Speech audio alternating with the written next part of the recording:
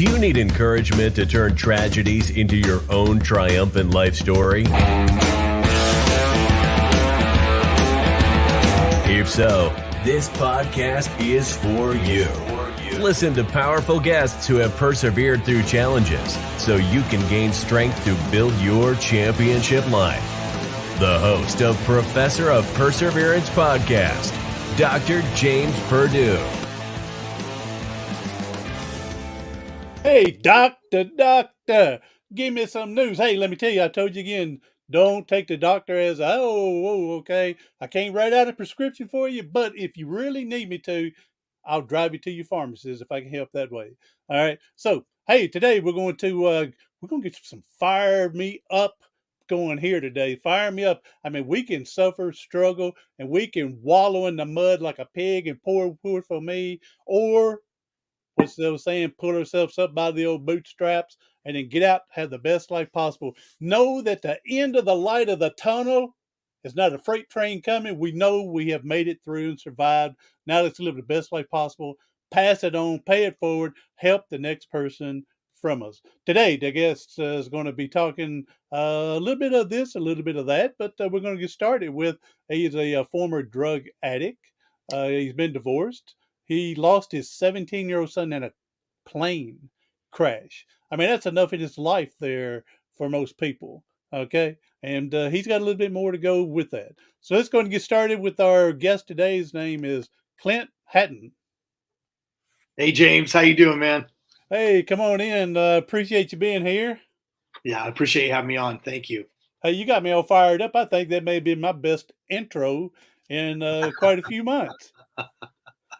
Well, man, how could it not be good between that intro and then you got the Hulk right behind you, and I think I see MJ too. So we got some real champions in this. Yeah. Yeah. So definitely the Hulk, MJ, and who's on the other side? Oh, back when I went to school, you see the guy with the very in the back on this side. Well, on this side, there we go.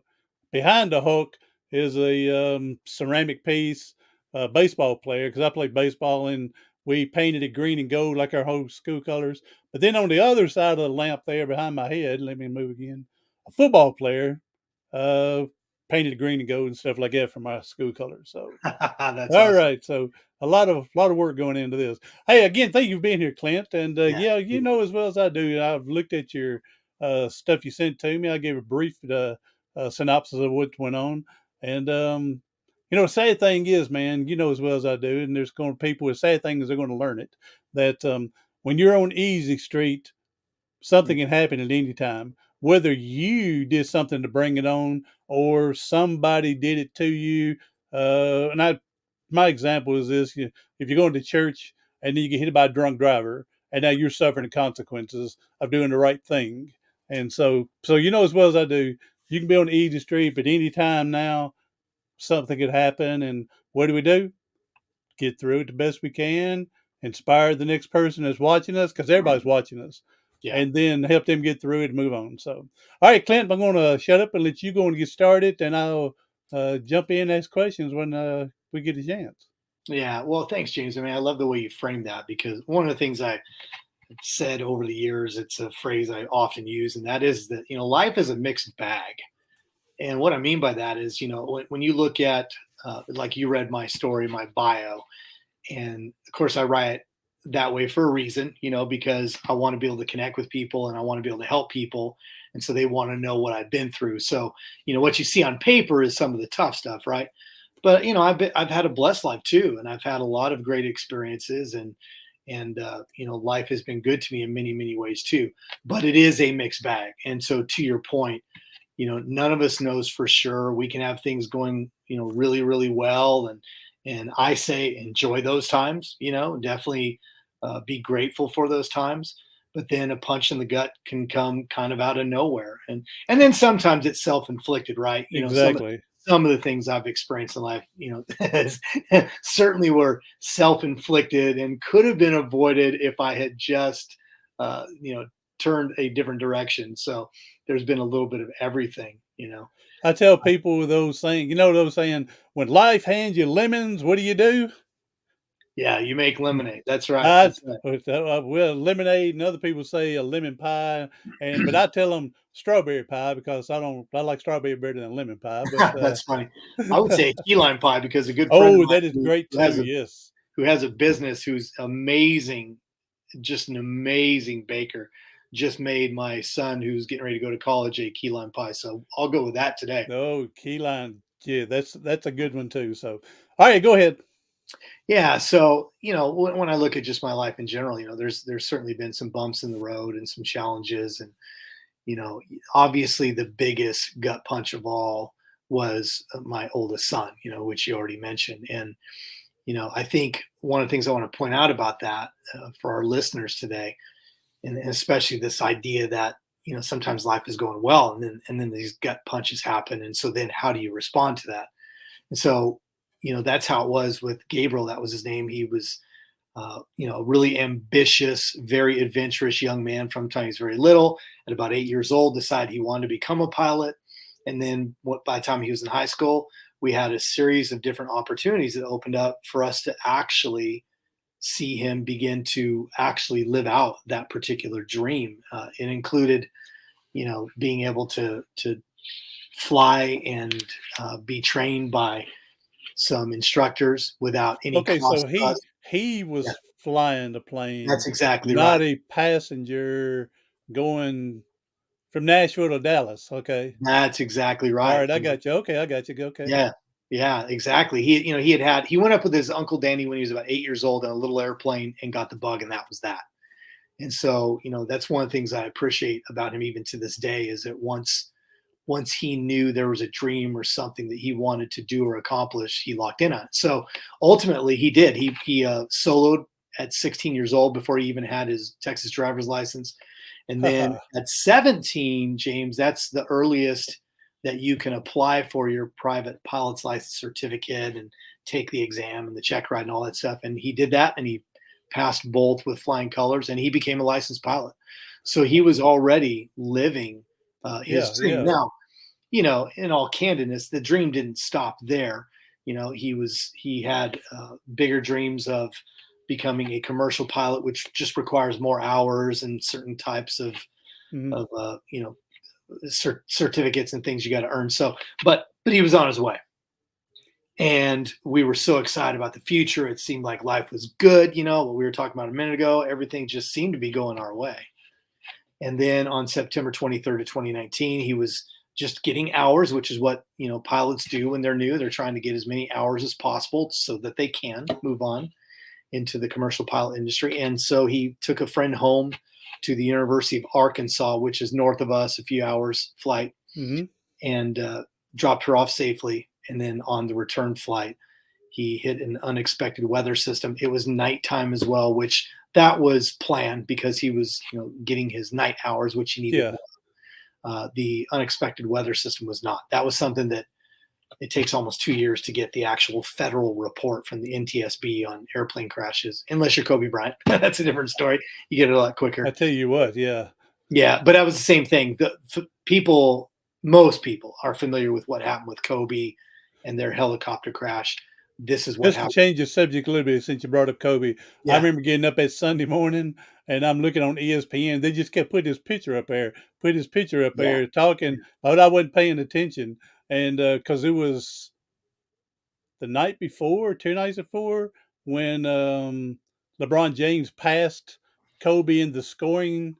I believe you're Uh, right. Yeah, it was a day or yeah, two before that, and so I yeah, just figured they're just talking about Kobe and LeBron and everything. And finally, I turn it up and I go, "What?"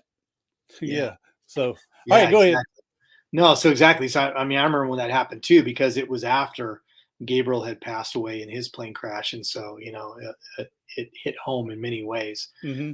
So ultimately, the reason I even brought the Kobe Bryant comparison is his pilot suffered from the same thing. They both ended up suffering from what they call, um, uh, oh gosh, the technical term is escaping me right there. Spatial disorientation. There we go. Oh, Spatial yes, yes, yes, disorientation. yes. That's what. Yeah, And I've so heard that. yeah, so he lost his horizon and ultimately crashed and passed away. And so it was a huge blow. There's nothing really quite that you can compare losing a child to. And that's not to diminish anyone else's loss or pain. Oh yeah.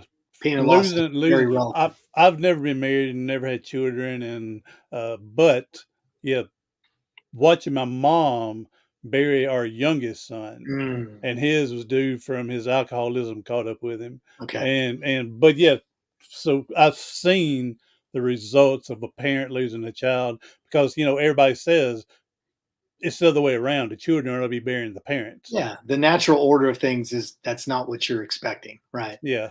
That's exactly right. So, that said, obviously it was a huge blow. Now, obviously what we're here to talk about today is how do you respond to those kinds of gut punches in life, and what does that look like, or does it have to cripple your future? And so, we know, and as your story is incredibly amazing to me, and I can't imagine what you've gone through, to overcome being in a wheelchair and doing the things that you've had to do to be successful. But that's where we both find ourselves, right? Whether it's losing a son and a loved one, or whether it's losing the ability of some of our limbs, or Hmm.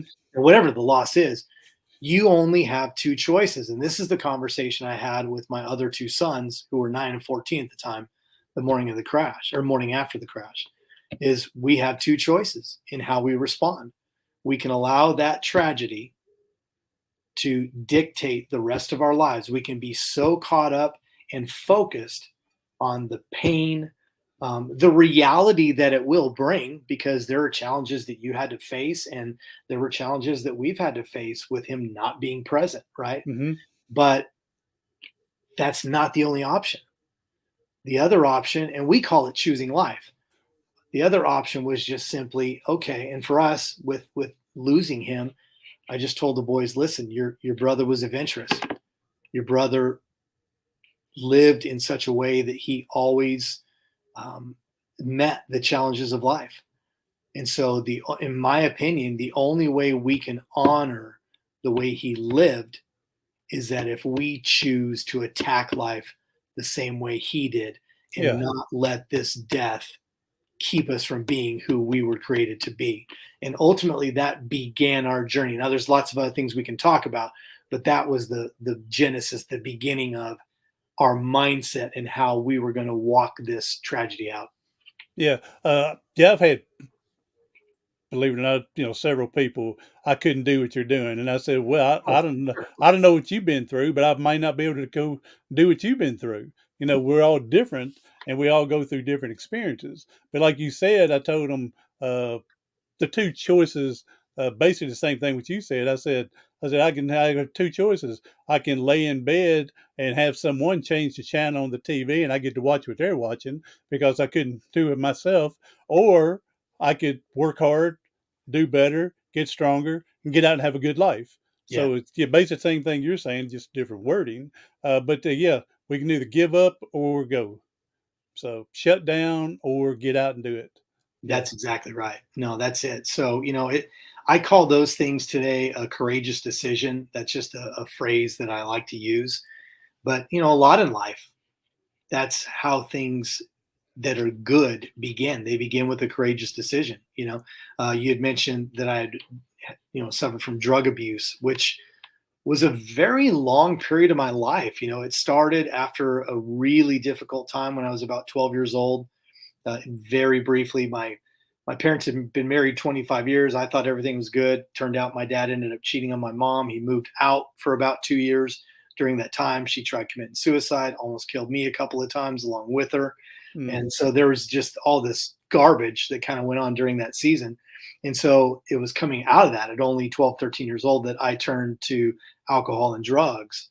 And they didn't rule my life in the sense that there were still certain things I was able to accomplish. I continued my education. I was an athlete. I did some things, but they were a very, very poor coping mechanism that did not serve me well at all, especially the older I got. And so ultimately, fast forward after years of on again, off again, heavily abusing drugs and alcohol at 31 years old, I made the decision. And by then I had actually dabbled pretty heavily in meth for almost 9 years. Oh, wow. I was a professional salesperson, which people that are familiar with meth abuse are very aware that there's a lot of professionals that do succumb to that addiction. But Hmm. a lot of the times that's not the first image that enters our mind, right? We think of Yeah. somebody who's not accomplishing anything and hanging out in a in a park or on a curbside somewhere. Yeah. Um, Yeah. but for me, it boiled down to, and this is what we're talking about today. It started with I decided to make a courageous decision that that's not who I wanted to be, who I want to be. Because before you're ever going to really get anywhere with what you want to accomplish, if you don't decide who you want to be, the character traits that you want to have, the integrity that you want to have about, your words, and do your actions line up, until you made that decision, it's going to be really challenging to live out those dreams or goals you have. But I made a courageous decision. Like, this is not going to be me. And I quit. And that was it, cold turkey. I didn't. And by the way, I want to add this, James, and I want to hear your thoughts. I know there's many people out there. Maybe you've been through a 12-step program, or maybe you have someone in your family that's fighting addiction. Just to make it very clear, I am not against any of those things. I am for anything that puts you back on the right path. So if that's you, you need to do it. I'm just telling my story, and in my case, Yeah. just made a decision that I'm done, and I was done, and that was almost 30 years ago. Yeah, there's many like you. There's many ways to get down in that hole and that rabbit hole and everything, and there's many ways to climb back out. That's right. So there's no one right path. Um, I've got a buddy. He's my age. He's been in and out of jail for over 20 years, and his is doing stupid stuff when he gets drunk and high. Mm. And finally, he woke up like you did and says, "You know, when I don't get drunk, I don't go to jail." but he, There's a but pattern here. yeah, but he said what you just said there about the 12-step program. While he was locked up one time, they told him he had to go to AA while he's locked up. He had to do the 12-step program while he's in locked up, and Okay. then he'd sit there and told the counselor, he says, and he pointed at his own head, until I get it right here to want Right. to change, there's nothing you can make me do in here that's going to make me change. And she said to him, "You're right. You don't have to come now." And but finally he did wake up and yeah, doing a lot better in life and stuff like that. So and like what you mentioned earlier that you were on your drugs and stuff, but you weren't one of them just down and out. You were still going to school, making your grades, being an athlete, stuff. Because even when I mentioned my brother, his alcoholism caught up with him. He was what we called a functional, alcoholic. He'd Right. work all day. Then when the day's over, that's when he's tearing the beer up. So Yeah, exactly. And I think it's funny you use that phrase, because that is a phrase we've used a lot. And I don't know, you don't hear too many people using the phrase functional meth addict or yeah, functional yeah, drug addict. Usually you only hear that with booze, but I don't know that that's really possible, or if that's a real thing. But I will say this, I was able to take care of myself. I did pay my bills. I did do that much. But regardless of that, because there may be somebody listening right now that you feel like, well, that's me. I can party. I can do these things, and I can manage it, and I can be functional. But here's the reality of it. And this is not a message telling everybody nobody should ever drink or whatever. That's your personal conviction. yes, But yes, what I will point out is any kind of abusive behavior, whether it's drugs and alcohol or something else, steals from your life. That's exactly. Mine is banana splits. right. So Right. There's yeah, lots yeah, of it doesn't matter. Again, my brother made an older brother is he's not good. You give him a dime and he's didn't spend 12 cents of that dime. I mean, he's just not good with money. But he's said everybody has their own addiction, and mine's spending. And long as you're making the money and spending, you're all right. But yeah, we all have something. I bet you sit long enough and think about it that we're addicted to, whether it's being on the daggum computer for 14 hours a day, not right. working, just surfing and looking and doing YouTube and playing games or whatever else. And it's harmless, it's fun, but you're taking away from your life, you're taking away from your loved ones' lives, your other people worrying about you. But yeah, it doesn't have to be alcohol, drugs, pornography. Yeah, it could be something as simple as yeah, having fun and it's taking control of your life. So yeah, it didn't have to be that. Yeah, absolutely. It can look harmless, and maybe in certain instances or different times of your life they are, but sometimes they're causing harm that you can't see. Oh, exactly, Emotions are even exactly. emotions are even that way. When I think of just some of the grieving process we went through and some of the things that we've not only worked through but have learned about and noticed along the way. Even emotions can become an addiction. People truly can become addicted to anger, depression, fear. Oh my gosh. Well, they've learned to get what they want with it, by that addiction again. And of course, that was most addictions too. But yeah, it could be that I know that the emotions go crazy. I know my wife's going to come over here and start hugging him, hung all over me, kissing me, and I mean, but they're getting something. They're getting rewarded. That's why they keep going back to it. Right, right. So And the scary thing about that is often when they slow down and they take the time to really take a hard look at the reward itself, often the reward that they receive is not really the reward they want. There's something more, there's something greater in life, whether it's deeper relationships or success in your career or business, or being mhm. a better parent or a husband, whatever it is. Often, because you're so dead on, they are receiving the reward that they're setting themselves up for. But often, even if you ask them a question of what they want out of life, that's not the reward they Mhm. actually really want. It's the Yeah, one they've settled for. yeah. Hey, I definitely hope people that's listening here, yeah, if you're seeking any type of problems going on, you find a way to get out. But again, I learned from my friend, until you're ready, it's not going to work. I mean, you can go to all these programs, read all them books, go to a rehab place, but if you're not mentally ready to do this and for your own good, not because people say you should do it, you're wasting money and wasting your time. So when you get tired of being sick of being on the floor and bottomed out and feeling bad and you want more, then seek help. I don't care if it's a minister, coaching, mentor, your next door neighbor. I don't know if you're having an affair and you can trust the other woman better than you do your own. As long as you can open up and talk to someone. So Yeah, I think I love one thing you said there in particular, because I'm not going to get in great detail because it's sensitive in that it's my middle son, but I'll give you a quick example. Coming out of the tragedy, one of the real difficult things for him was he was 14 when it happened. Gabriel was 17. They had really just kind of bridged that um, hill between combatants as brothers uh huh. and then becoming friends. And so it happened his freshman year, just a couple of months into his freshman year, actually just 1 month into his freshman year of high school. And so looking back, his 4 years were tough in high school. They really were. There was a lot of ups and downs. As you stated earlier, there certainly were things, including losing Gabriel, that were not by his choice or his doing.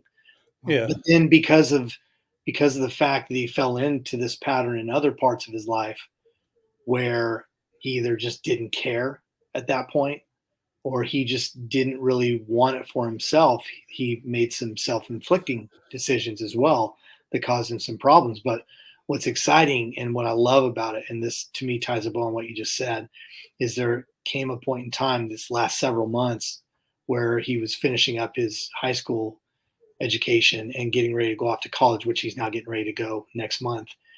And the switch finally hit, because there were times during this last 4 years where he's tried to have better behavior, make better decisions, be Hmm. more positive, fill in the blank for us. Yeah. Well, and we had a lot of conversations about this. It's not like we had never told him that, but that's what it often boils down to for us as individuals, is there has to come a point in time where you have to confront yourself and you have to make that courageous decision that you want better for you. And now he's made some incredible decisions. He's, like I said, getting ready to start college next month. Super excited about his future because he's excited about doing it for him. And Yeah. we're going to be the benefactors of that still. We're still going to get to enjoy that. And that's what I told him. But Yeah. that's what I want listeners to hear too, is that, maybe you're not ready to make that courageous decision today. But I want you to dream a little bit. I want you to think about what would your life look like if you could put whatever it is, fill in the blank, in the backdrop and live differently. And then go to work, but do it for you. Don't do it for others. Because as James said, if you do it for you, then the likelihood of it sticking, the likelihood of you being able to walk it out and do what it is that's really in your heart to do, the odds go up dramatically. Let me ask you, because I was listening to you when you said your brothers have finally got over that bridge to be friends Yeah. instead of, and then your middle one, I don't know if second or third, but the middle one there. Second. I could see where I finally reach out to trust my brother and become friends with him. And now I shut down because he left me. And Right. I've shut down. And now I don't trust anybody to want to be friends with because they're going to leave me too.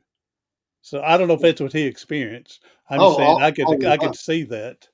Yeah, no, James, all the above. One thing we haven't mentioned is, we are people of faith. I am a Christian. I was a pastor for 17 years in ministry for over 22 years. And so, even part of this for us, which can be, for lack of a better way to say it, complicating for people that do have a faith. And that is, he was angry with God too. And did you take my brother? And so the answer to your question is, and it's true for all of us, everybody in our family, myself, my bride, and then his younger brother, Liam, who's the youngest, all of us have had to address that and have had to fight those battles of all of those different emotions and thoughts and, things that go along with loss. But that's also why it's so important to have something to, and I like to use the word recalibrate to, Mm-hmm. because we do get off track and we do miss it. When I look at these last 4 years and some of the things we've done that are incredibly healthy as far as the grieving process and moving our lives forward and continuing to chase our own dreams and those things, we haven't done it perfectly. We're not perfect people. So we've had those days or sometimes weeks where we're frustrated or angry or disappointed or don't care or whatever, but we set that foundation early on that we're going to choose life. We're going to honor this loss, our son, their brother Gabriel, by the way we choose to live. And there were some things that happened that I could share with you pretty quickly that, definitely have been critical and have been components that kept that compass in front of us to keep us recalibrating when we miss it, because life is a battle. It's not easy. Nope. James and I, neither one of us are trying to tell you that Oh you no. made a decision today and now it's a cakewalk. Right. I keep telling people that one of the titles of my next book is going to be "Sometimes we have to walk through crap to smell the roses," with the fertilizer and all that. That to get to that rose, we may have to go through that fertilizer, and from that. But yeah, it's again, it goes to like we mentioned way early in the podcast earlier is you be on the easy street and you get that gut punch. Right. So whether it's self-inflicted or brought to you from there. So um, I want you to give some of the examples you're talking about keeping everything tied together and making things. Because here's one thing that I've had to learn when my brother died, a Yeah. younger one, is I had to learn to forgive myself in some areas. We're taught. Now I'm a Christian too, but we're taught to forgive the others who we perceived had has wronged us. Whether they really have, or if we go, I didn't like the way they looked at me. Whatever it is, and we're supposed to forgive them. Well, we need to learn to forgive ourselves much more than that as well, and forget uh, the stuff that's put us where we're at. Remember the good stuff that come from it and gets ahead of us. But the example I'm giving my brother, about a week before he passed away, he had asked to borrow $30, and I was teaching then and coaching, and I knew when he asked for it, it was going to get beer. Mm-hmm. But I gave it to him. I didn't ask him why. Well, the night that he died, he come to my house, and I have some health issue where I couldn't get in and out of bed uh, by myself. I've gotten weaker, and so he come and helped me in bed. And so I said to him, I said, "Hey man, you got that $30 to let you borrow?" And he goes, "No." And he died that same night. We didn't have a discussion. I Right. didn't tell him I loved him and thanked him for helping me in bed. Right. My last words was, "You got that stinking $30." Right. And so I've had to learn to, which I'm not trying to steal from your story, but it led No, to not me at all. Yeah, you're it led to not. me a couple of months later that I felt so bad that I attempted suicide 3 times in 3 days, how bad I wanted out. Yeah. So, uh, but again, we lived, we survived. Now part of my a goal in life is to get your story out there. People don't want to hear about me. They want to hear about you, everybody else I can get. That's one reason why I started this podcast, is to get a platform for other people. And plus, I figure I'm benefiting as we're going along. Well, first of all, James, I want to say I'm sorry for your loss. That's obviously a very sensitive topic, for me and in our family. When anyone loses, whether it's a son or, for our boys losing their brother. So losing your brother is no small thing. So first of all, my thoughts and prayers go towards you for that. And I so appreciate what you just shared. I don't think you took it off of my story or took us off topic in any way. If you don't mind, I actually want to address something you said there because I think it's just so critical. I had an experience where the morning of the crash, back in those days, I was going on a lot of walks. I walked on average throughout the day. It wasn't always at once, but about 10 miles a day was my total Hmm. mileage. And so that morning I was out for a 3-4 mile walk, whatever. And I'm just walking along, and I think your listeners can appreciate something like this. We all have different ways to describe what it is, whether it's daydreaming, a vision, whatever. But I'm literally just on this walk, and then all of a sudden, it's like the landscape around me. I was walking by a golf course that's close to me. Everything just kind of disappeared, and I found myself in this. I'm just going to call it a video in my head, and it was crystal clear, like a dream would be if you were asleep, except I'm walking and I'm awake. Uh-huh. And in it, what happened is I'm running around my house. I'm back in my house, and I recognize I'm frantic emotionally.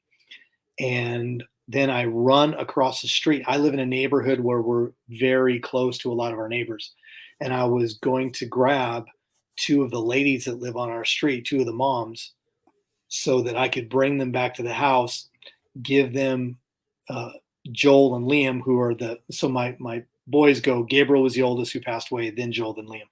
Give them Joel and Liam to take with them because I had horrible news to give Amaryllis. That's my bride's name. Hmm. And then I'm just walking along, and there's the golf course again. And that's a strange experience, right? And as parents, I know you said earlier that you weren't a dad, but you still can imagine this. Even those who are listening who are not a parent can still imagine this. When you do have kids, you have a lot of random thoughts, and there are times when you think things that are just horrific that could happen to them, a car crash or whatever. And so that's what I chalked it up to, was just my imagination. And so again, being a person of faith, I did pray, in that moment. But in that moment, I didn't know what was coming. Even this vision, daydream, whatever you want to call it, didn't tell me what had actually happened. Hmm. It was just this thing that I perceived as, okay, well, there's just fears coming my way. And so that's all it was, right? There's a reason why I'm telling this story. So I forgot about it. 4 o'clock that afternoon, Gabriel's leaving. He's, going on this flight that ended up being his last flight. And, very similar in this sense with the conversation you had with your brother. It was very casual, right? It was just a moment in time. And he's just headed out. Hey, headed to the airport. See you later. I don't know if I said I love you. I don't know if I said anything other Yeah. than okay, bud. I honestly don't remember the words. So our last conversation was nothing to write home about either. Yeah. Now, my point for bringing up this story is really twofold, but I want to leave that thought with everybody listening with this. I had some thoughts later on that night because I'd forgotten about it.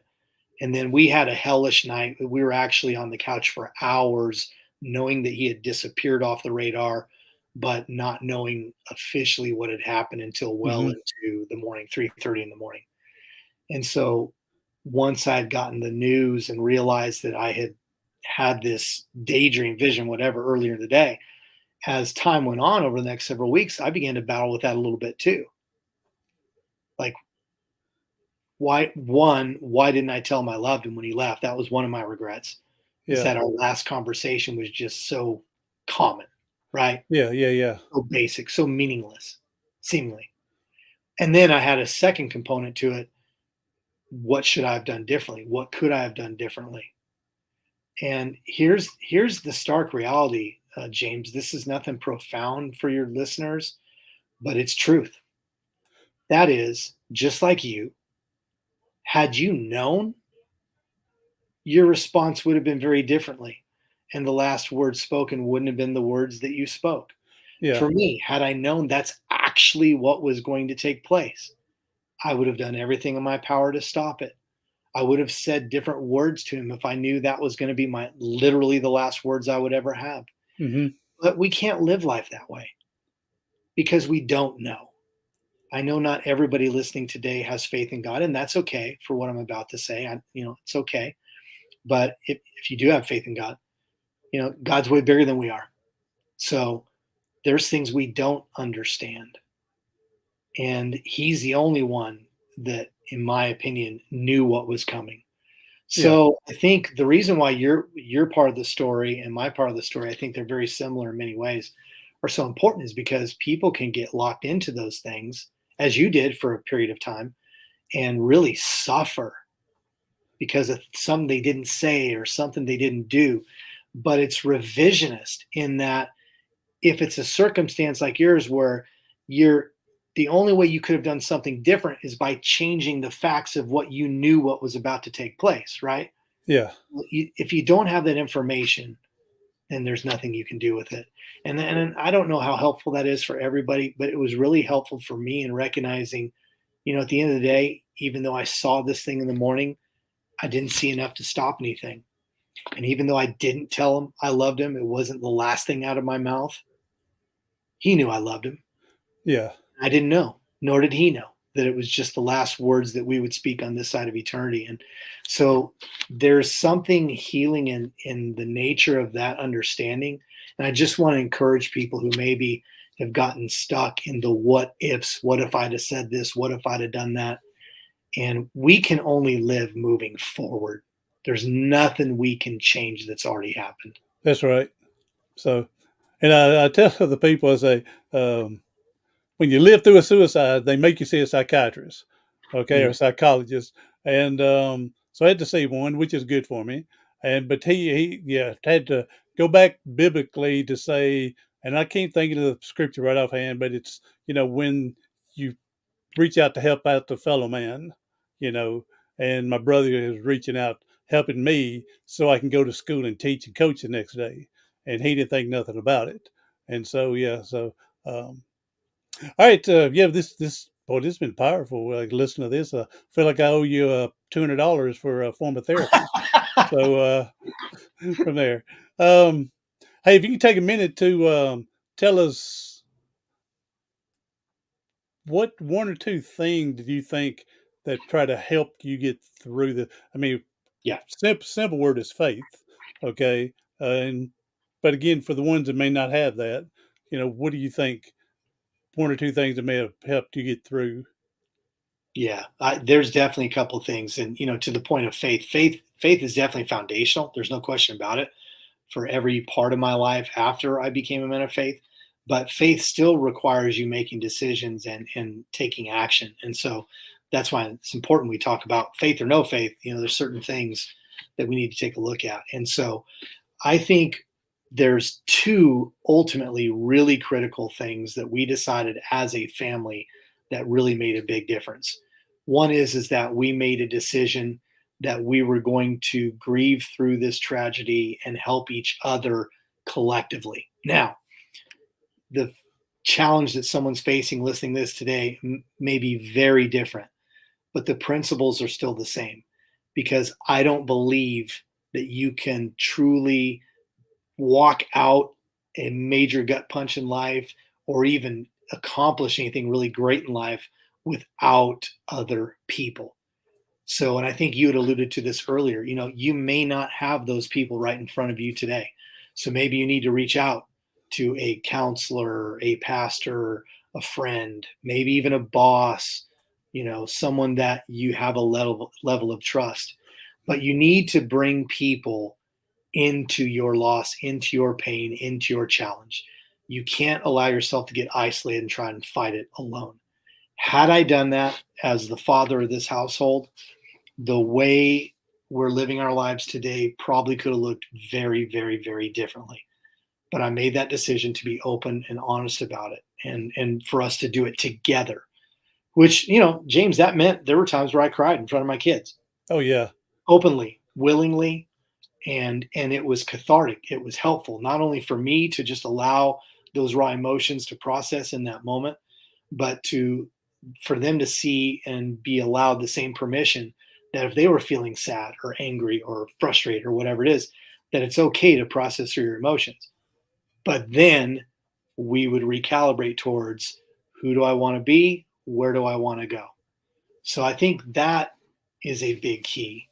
And then ultimately, this is related to this, but I'm talking more about not so much in the moment of those hard times, but where you want to go in the future, long term, is those voices that we listen to the most of in life are going to have a lot of say in the kind of life that we lead.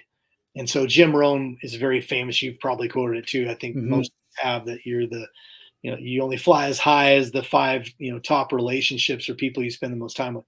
But it's a fact. It's just true. And so I think that's another piece for you to look at that we did. We began to look at, who do we spend the most amount of time with in our life, and what kind of conversations do we have? And, I want to grow as a person. Who around me challenges me to grow? Those are things that all of us really need to take a look at, because when you surround yourself with people that cause you to challenge the way you think, challenge you, and not fight. I'm not talking about fight you on, Yeah. but just challenge you on the way you're thinking about a problem or a situation, challenge you about, the gifts you have and what you're capable of, and the dreams that you can actually achieve, even though maybe you're giving into fear. Surrounding yourself with those kind of people is really critical. And that can be, one of them could be people that are listening to your show right now, your listeners, your faithful listeners. You supply that through bringing them this show and your voice and the voice of some people that you bring, hopefully mine today, different people that you bring on, where they can be someone that is speaking words that bring life into your listener, and maybe it causes them to make a new decision or try something risky that they were afraid to do before, or whatever it happens to be. So I think those two things have been really massive with us being able to move forward and continue to live, the phrase that became my company and became my book, but it's our family mantra: big, bold, and brave. And this may be one and the same as with this, but we need someone to challenge us so we can be the best person we can be.